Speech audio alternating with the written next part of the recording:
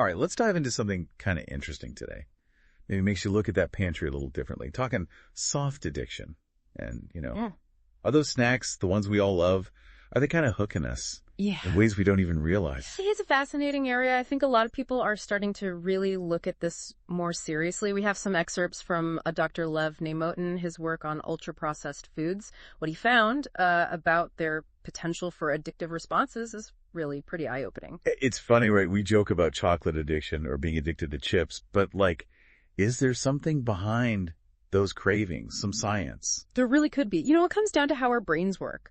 When we eat something enjoyable, our brains release dopamine. That's associated with pleasure and reward, right? Mm-hmm. And highly processed foods, loaded with sugar, salt, fat, they're designed to trigger that dopamine surge.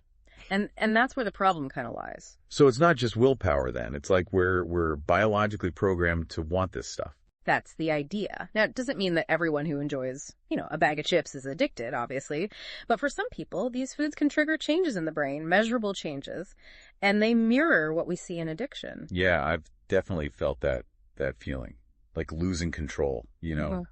Like I should stop, but I can't resist that next bite. And that's where this whole concept of the bliss point comes in, right? Food manufacturers have done a ton of research over the years. They're trying to find that perfect ratio of sugar, salt, and fat to make food irresistible. Think of it, I guess, like a recipe for pleasure. Bliss point, huh? Sounds kind of, sinister.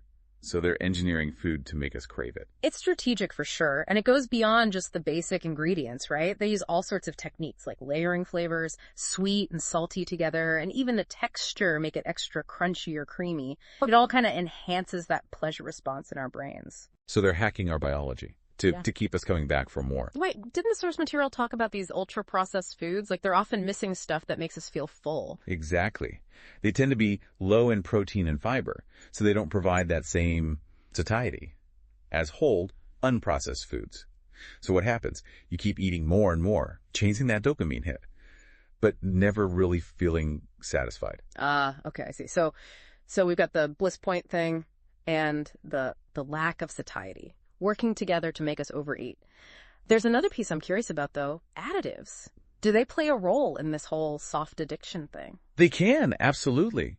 Now, a lot of additives are considered safe, but there's more and more concern about how they impact our eating. Like how so? What are some examples? Well, think about artificial sweeteners. They're marketed as this healthy alternative to sugar, right?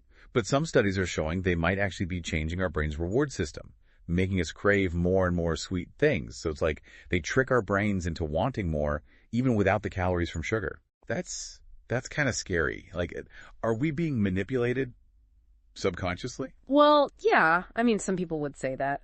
And there are other additives that work in kind of similar ways. You've got your flavor enhancers like MSG. They make food taste so savory and appealing, but they can also encourage us to eat past our fullness cues, like our bodies don't recognize when we've had enough, because that flavor is so rewarding. It's starting to sound like big tobacco and all that, Didn't they use similar tactics to get people hooked on cigarettes? There are definitely some parallels. There are actually leaked documents from the food industry showing discussions about maximizing how addictive their products are, which, does kind of remind you of the tobacco industry. So are they aware then? Yeah. That there might be harm, but they're still prioritizing profits over public health? It's hard to say with certainty, right, without clear evidence, but the outcome, that's clear. We're facing, an epidemic, really. Overconsumption, diet-related diseases, and the tactics the food industry is using are definitely contributing. This is all very thought-provoking, but it's also a little overwhelming. What can we do as individuals, to deal with all this? We're surrounded by this stuff. It's true. It's everywhere you look. But I think awareness is the first step. Once you understand how these foods are designed, how they're marketed, then we can start making more conscious choices. So it's about being mindful of what we're eating, reading labels, watching out for those bliss points and additives. Exactly. And, focusing on adding in the good stuff. Whole, unprocessed foods. Fruits, vegetables, lean proteins, whole grains. They give your body what it needs and they help you feel full naturally, which makes it a lot easier to resist those ultra-processed options. I like that. It's not about deprivation. It's about crowding out the bad with the good, like a shift in perspective. Yeah, that's a great way to put it. And don't forget about cooking at home. When you prepare your own meals, you're in control of the ingredients. You can experiment with flavors, make healthy, delicious food that you actually enjoy. That's a good point. Cooking can be fun, and it helps us be more aware of what we're eating. But let's be honest, life gets busy. Sometimes convenience wins out. What about those times when you're on the go or just don't have a lot of time? Plan ahead, that's key. You know you're going to be out. Tack healthy snacks, nuts, fruit, veggie sticks, that kind of thing. You're less likely to grab something processed when you're hungry. Good advice. I think it's important to remember, making healthy choices, it's not all or nothing. Every little bit helps. Absolutely. It's about progress, not perfection. And be kind to yourself. We all slip up sometimes. It's okay. The key is to learn from it and keep moving forward.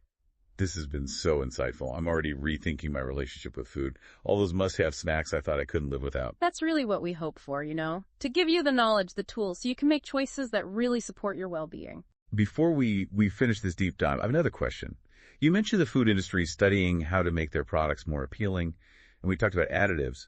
But what about how food is processed? Does that play a role in how we respond to it? That's a great question. And it's a topic for a whole other deep dive, really. There's a growing body of research out there looking at how processing food at the molecular level, mechanically I mean, could be impacting our health in ways we're just starting to understand. Sounds fascinating. Cool. Can't wait to learn more. But for now, I think we've covered a lot on soft addiction. We have, and I hope everyone listening has come away feeling empowered, informed too. The more we understand about the forces at play in our food environment, the better equipped we are to make good choices for our health. Couldn't have said it better myself. For all you deep divers out there, stay tuned. We'll be back to delve into that world of molecular fragmentation.